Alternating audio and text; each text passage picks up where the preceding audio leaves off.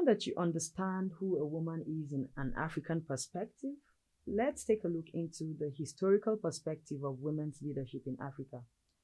And by the end of this unit, you should be able to identify two historical perspectives of women's leadership in Africa. Across history, women in Africa have confronted substantial hurdles preventing them from assuming leadership roles, largely due to cultural and societal norms that constrain their access to resources and opportunities. In various cultures, women were anticipated to prioritize their roles as mothers and wives, relegating the pursuit of their careers or leadership roles beyond domestic confines. Nevertheless, women have occupied leadership positions in Africa's history. Queen Amina of Zazzau, who lived in what is now Nigeria during the 16th century, stands as an illustration.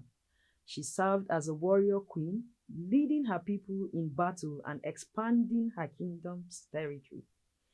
During the 20th century, notable figures like Winnie Mandela in South Africa, Wangari Maathai in Kenya, and Miriam Makeba in South Africa emerged as prominent leaders and advocates for social justice.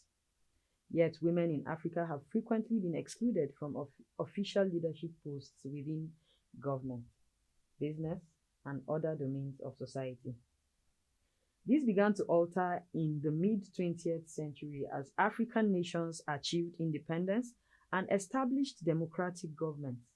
Women played pivotal roles in the fight for independence and often participated actively in political movements. However, despite their contributions, women often found themselves excluded from positions of authority and influence within the newly formed government. A shift started in the 1990s and 2000s, where more women began to enter politics and ascend to leadership roles.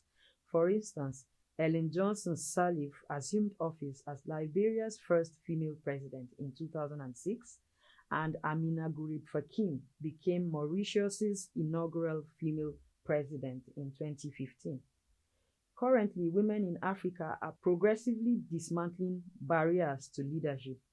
They are occupying leadership roles in government, business, academia, and civil society throughout the continent.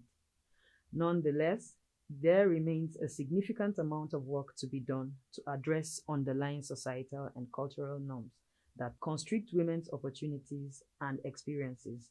By championing gender equality and diversity in leadership, we can contribute to fostering a more just and inclusive society that values and bolsters women's leadership across domains of life.